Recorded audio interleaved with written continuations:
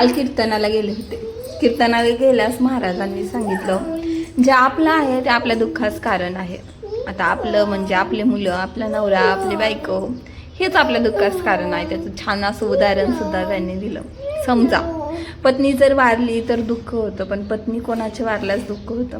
आपली पत्नी वारल्यासच दुःख होतं. जर जवळच्याची किंवा लांबच्याची पत्नी वारली तर आपण काय म्हणतो? आपल्या हातात आहे का? आपलं थोडंसं मनावर आहे, देवाच्या हातात आहे सगळं काही.